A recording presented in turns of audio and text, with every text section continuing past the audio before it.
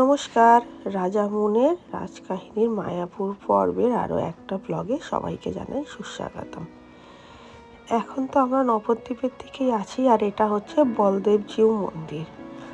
যদিও এইসব মন্দিরগুলো আমার ঘোরা বলে আমি আর টোটো থেকে সেরকম করে নামিনি, কেননা শরীরটাও আমার সেদিনকে একটু খারাপই ছিল। আর এইবার আমি যেইখানটা যাচ্ছি সেখানটা এর আগে কোনো দিন যাইনি। এটা হচ্ছে পুরনো মায়াপুর বা প্রাচীন মায়াপুর।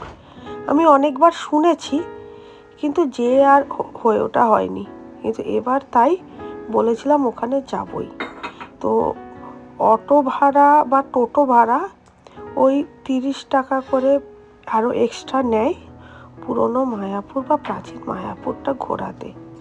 আর দেখো, প্রাচীন মায়াপুর যেতে রাস্তাটা একটু চওড়া, কিন্তু পুরোটা জায়গায় না পুরো মন্দির আর মন্দির। আর এটা হচ্ছে মায়াপুর শ্রী চৈতন্যদেবের মঠ।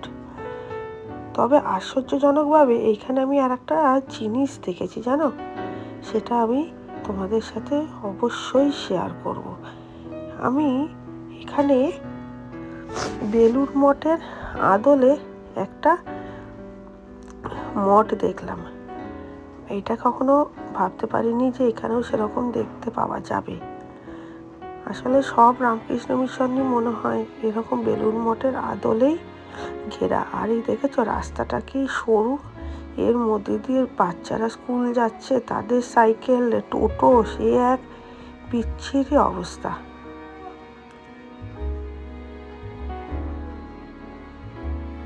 এই দেখো, বেলুড় মঠের মতো করে বানানো বলছিলাম না। আর এবার যেখানে এসেছি এইটা হচ্ছে অ্যাকচুয়াল নিমাইয়ের জন্মস্থান, প্রাচীন মায়াপুর। আমি এখানে প্রথমবার এলাম, আর এসেই মনটা এত নস্টালজিক হয়ে পড়লো না, কি বলবো। আসলে এইসব জায়গাগুলো তো গেলে না তোমার সেই ফিলটা আসবেই, যাচ্ছে এখানেই নিমাই তার মানে জন্মগ্রহণ করেছিলেন। এটাই সেই কাজ, মনের মধ্যেই আমাদের ইতিহাস পাক দিতে থাকবে। তুমি যতটুকুনি জানো বাকিটা এইসব জায়গাতে আসলেই জানতে পেরে যাবে। আর এখানে সেই চন্দন ওনারা পরাবেই, পরিয়ে এবার টাকা দাও।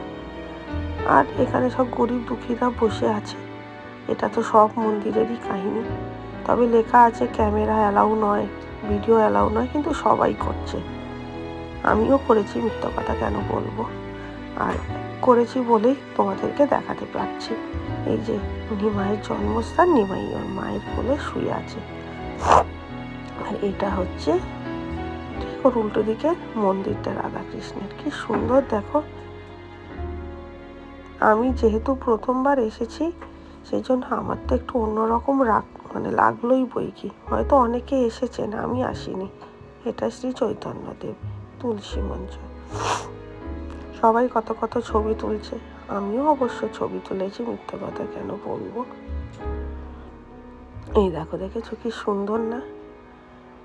আর এইখানে গরু, ময়ূর সব সুন্দর করে সাজানো আছে বাগানটাতে। যেহেতু শ্রীকৃষ্ণ চৈতন্য তো এরা তো পশু পাখি ভালোবাসতেন, তো সেই জন্য ওদের মন্দিরটাকে এইভাবেই সাজানো আছে। সেই শ্রীকৃষ্ণের বাহন তো গরু, তো তার জন্য তাকে তো থাকতেই হবে। আর তার মাথায় যেহেতু পালক থাকতো সেই জন্য ময়ূর। প্রত্যেকেই একে অপরের সাথে পরিপূরক। আর বাইরে বেরিয়ে এই সব তামার পেতলার জিনিসপত্র, আর গোপাল, কত যে গোপাল সে বলে শেষ করতে পারবো না। এইবার হচ্ছে ঠিক তার উল্টো দিকে, বা তার থেকে একটু আগে, উল্টো দিকে নয় একটুই আগে, এই জায়গাটা দেখো। এই যে এই জায়গাটাতে, এই মন্দিরটাতে যেতে 10 টাকা করে টিকিট লাগে। তুমি এখানে মোবাইল নিয়ে যেতেই পারো।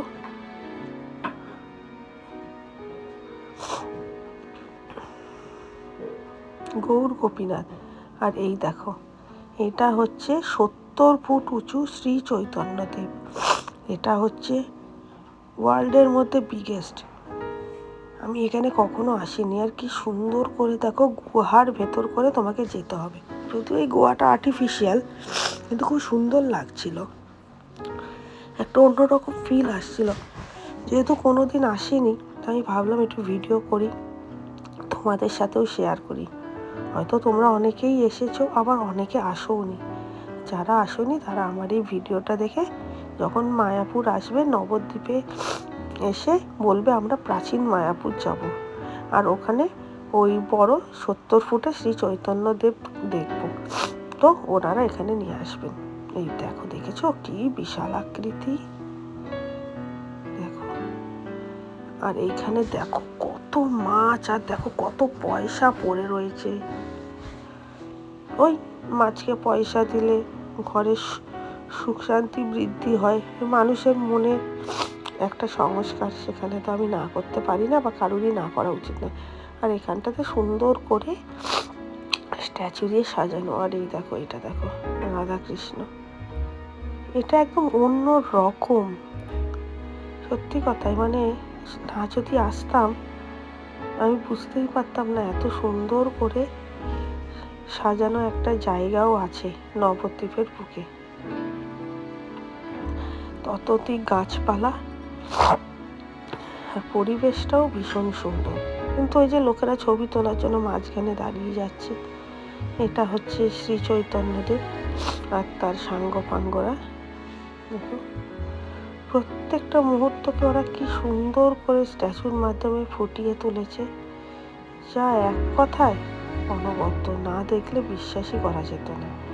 আর এইটা হচ্ছে মিউজিয়ামটা, ওটা পুরোটা এক রাউন্ড দিয়ে মিউজিয়াম দিয়ে তোমাকে বেরোতে হবে। আর মিউজিয়ামে এসে যা আমি দেখলাম তা আমি জন্মান্তর ভুলব না। এইখানে রয়েছে শ্রী চৈতন্যদেব বা শ্রীকৃষ্ণের সমস্ত কাহিনী। অবশ্যই লেখাগুলো ওপরে লেখাই আছে, আমি জাস্ট ভিডিওগুলোই করেছি। কারণ আমি যদি পুরোটা দেখিয়ে দিই তাহলে তো তোমরা আর আসবে না। কিন্তু তোমরা এখানে কেন আসবে, যারা আমার মতো গোপাল ভক্ত, সেটা তোমরা একটু পরেই বুঝতে পারবে কেন আমি বারবার বলছি। দেখেছো কি সুন্দর, এটা সীতা, রাম, লক্ষ্মণ, আর মূর্তিগুলো এত সুন্দর না, কি বলবো, মন জুড়ে যায়। আর এটা তো হচ্ছে রাধাকৃষ্ণ, তবে প্রত্যেকটাকে সুন্দর করে কাছের ভেতরে রাখা হয়েছে। দেখো তার সখীরা, মাঝখানে রাধাকৃষ্ণ। আর এই যে আওয়া লাড্ডু গোপাল ফুলফিলস এভরিবডিস উইশ, কি সুন্দর দেখেছো মুখটা। আমার এখানে এসে চোখটা আটকে গেল, বিশ্বাস করো, আমার গায়ে কাঁটা দিয়ে উঠলো। মনে হচ্ছিল যে মানে উনি আমাকে টানছেন, আমাকে যেতে দিচ্ছেন না। এটা হচ্ছে দোল্লায় ঝুলছে লাড্ডু গোপাল, আর এটা হচ্ছে নৃসিংহদেব। লাড্ডু গোপালটা না আমাকে মনে হচ্ছে বারবার বলছে যে তুমি আমাকে সাথে করে নিয়ে যাও। আমি ওখান থেকে নড়তে পারছিলাম না, কেন জানি না, এটা মনের ভুল নাকি মনের কোনো ইচ্ছে জানি না। তবে বিশ্বাস করো, ওই লাড্ডু গোপালকে দেখার পরে আমার বলতে গেলে ঘুমটা উড়েই গেছিল। আমি কোনো দিকে আর মন দিতে পারছিলাম না। আমি তো ঠাকুরের কাছে ওইভাবে কাঁদতে পারি না, হয়তো অন্য কেউ থাকলে হয়তো কেঁদেই ফেলতো, কি জানি, এটাই হয়তো ওনার প্রতি একটা সম্মান। তবে আমি বলবো এখানে অতি অবশ্যই এসো তোমরা, দেখবে খুব ভালো লাগবে। আর এই লাড্ডু গোপালকে তো দেখতে আসতেই হবে। আর এই যে এবার হচ্ছে বেরোনোর দিকটাতে সব স্ট্যাচুগুলো রয়েছে, দেখো কি সুন্দর করে বানানো, প্রত্যেকটা কাহিনী চোখের সামনে তুলে ধরেছে, প্রত্যেকটা কাহিনী। আর ওখানে বসে আছেন জগন্নাথ দেব, উনিও তো কৃষ্ণের আরেকটা রূপ, তাই না? দেখেছো কি সুন্দর, দেখো কি নিখুঁত কাজ, কি নিখুঁত, মনটা ভালো হয়ে যাবে। আর সাথে হনুমানজি, আরও কত কিছু।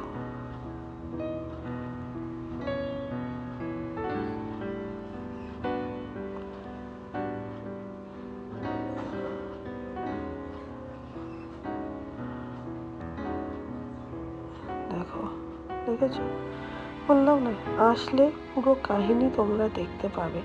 এবার ওখান থেকে তো আমরা বেরিয়ে পড়লাম, বেরিয়ে আমরা এলাম নবদ্বীপের কাছে, এখানে সোনার গৌরাঙ্গ। কিন্তু কথাটা হচ্ছে, এখন এখানে প্রত্যেকটা জায়গাতেই 5 টাকা 10 টাকা করে টিকিট নেয়, তবে সোনার গৌরাঙ্গ বলে বটে, এটা সোনার গৌরাঙ্গ নয়, কারণ সোনার গৌরাঙ্গ তোলা থাকে। সোনার গৌরাঙ্গ ওরা পরে যখন কোনো অনুষ্ঠান হয় তখন সোনার গৌরাঙ্গকে ওনারা বের করিয়ে আসেন। আর এই যে পোড়ামাতলা আর শিব বাবা, যেই দর্শন না করলে তোমার মায়াপুর দর্শন কমপ্লিট হয় না। তবে পোড়ামাতলাতে এখন অনেক রকমের নিয়ম হয়ে গেছে। 20 টাকার পুজো দিলে তুমি 11 টাকার দক্ষিণা দিতেই পারো, কিন্তু 51 টাকার পুজো দিলে 51 টাকারই দক্ষিণা দিতে হবে। 101 টাকার পুজো দিলে 101 টাকারই দক্ষিণা দিতে হবে। তুমি যদি দক্ষিণা না দাও তোমাকে ছাড়বে না। এই যে এটা পোড়ামাতলা সব হলো, হয়ে এবার আমরা দই খেলাম। দই খেয়ে একটু দই নিলামও, তবে এই দোকানটার দই হচ্ছে সব থেকে ভালো। এটা হচ্ছে নবদ্বীপে, যখন তুমি জেটি ঘাট থেকে বেরোবে তোমার বাঁ হাতে পড়বে। আমি দোকানের নামটা ভুলে গেছি, তাহলেও তোমাকে আমি জেনে বলে দেবো। এই দোকানের নামটা কি গো দইয়ের? আমার থেকে ভালো প্রিন্স বলতে পারবে।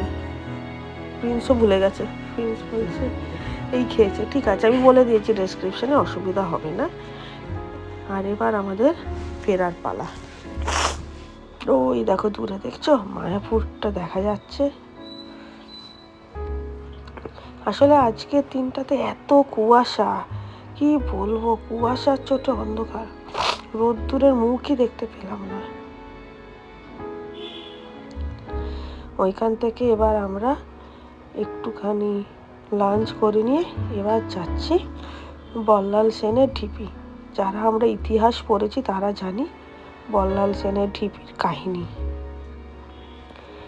এটা 700 বছরের পুরনো পৌরাণিক তত্ত্ব, যেখানে এখানে বল্লাল সেনের সমস্ত সাম্রাজ্যের সব কিছু পাওয়া গেছে মাটির তলা থেকে। মাটির তলায় চাপা পড়ে গেছিল, তারপরে এটাকে উদ্ধার করা হয়েছে। যারা আমরা ইতিহাস পড়ি তারা জানি বল্লাল সেনের ঢিপির কাহিনী। তবে খারাপ লাগলো এটা এত বড় একটা পৌরাণিক তত্ত্ব, পৌরাণিক কাহিনী বা ঐতিহাসিক, যেটার কোনো মেনটেনেন্স নেই। গরু ছাগল ঘুরে বেড়াচ্ছে, বাচ্চারা খেলে বেড়াচ্ছে, যেটা সত্যি কথাই আশা করা যায় না। এটাকে সংরক্ষিত করা কিন্তু আমাদের যারা রাজ্যে আছেন তাদেরই কাজ। কেন জানি না তারা করে না সংরক্ষিত, কারণ অনেক বিদেশি অনেকেই আসে, কিন্তু তারা যখন দেখে এরকম অবস্থা তারাও হয়তো মনে মনে একটু হতাশ হয় বই কি। এটাই তো নিয়ম। কতটা এরিয়া জুড়ে এই ঐতিহাসিক তত্ত্ব বহন করে বেড়াচ্ছে কত পুরনো দিনের কথা। এক একটা পাথর বয়ে বেড়াচ্ছে এক একটা কাহিনী। আর ইটগুলো দেখেছো কত মজবুত, একটাও ভাঙেনি কিন্তু।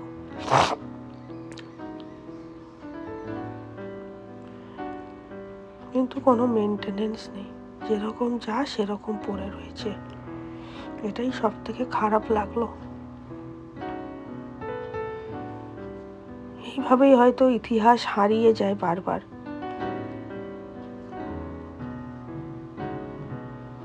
যখন আপনারা মায়াপুর আসবেন তখন এই বল্লাল সেনের ঢিপি এইগুলোকে দর্শন অতি অবশ্যই করবেন, তবেই ইতিহাসের কাছাকাছি আসতে পারবেন। বই পড়ে তো সব কিছু হয় না, যখন চাক্ষুষ দেখবেন সেটা মনে গেঁথে গেছে। দেখুন কতটা জায়গা জুড়ে এই বল্লাল সেনের ঢিপি পুরোটা মাটির তলায় চাপা পড়ে গেছিল, খনন করে আবার এটাকে আবিষ্কার করা হয়েছে। কিন্তু মেনটেনেন্সের অভাবে ইতিহাসকে আমরা প্রায় চাপা দিয়েই দিচ্ছি। একটু সংরক্ষণ করলে হতো, কোনো অসুবিধা তো হতো না। জানি না, হয়তো কখনো হবে, এই আশা নিয়েই আমিও একটুখানি ঘুরে দেখছি বল্লাল সেনের টিভি। আর আমাকে ভিডিওতে সাহায্য করছে প্রিন্স। তার সাথে লেগেছিল এত ঠান্ডা, কি বলবো, শরীরটাও সেদিনকে ঠিক দিচ্ছিল না। দেখো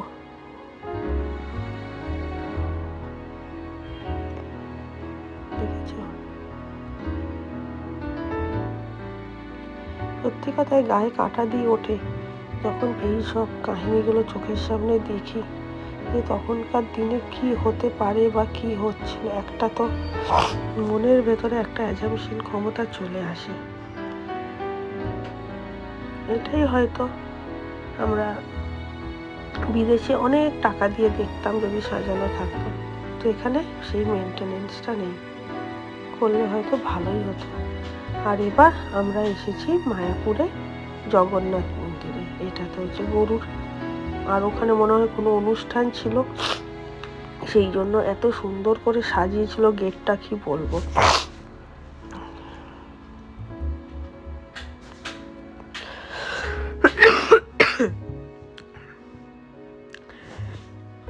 আর এটা জগন্নাথ দেবের মন্দিরটা, দেখো কি সুন্দর, দেখো চোখ জুড়িয়ে যায়।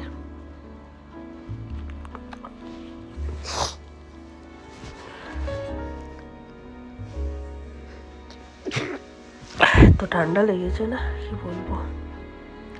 দেখো, দেখেছ, মন ভালো হয়ে যায়। আপাতত তাহলে এই পর্যন্তই, আবার আসছি পরের পর্ব নিয়ে খুব শিগগিরই, তবে ওটাই শেষ পর্ব। আর আমার ব্লগটা যদি ভালো লেগে থাকে একটা লাইক, কমেন্ট আর শেয়ার করে দিও। আর প্লিজ একটু সাবস্ক্রাইব করো, তোমাদের সাপোর্টটা খুব দরকার। আর সাথে দিয়ে দিলাম কিছু টুকরো ফটো আরও একবার তোমাদের জন্য। আর সবাই সুস্থ থেকো, সুরক্ষিত থেকো, আর আমার মতো ঠান্ডা লাগিও না। টাটা।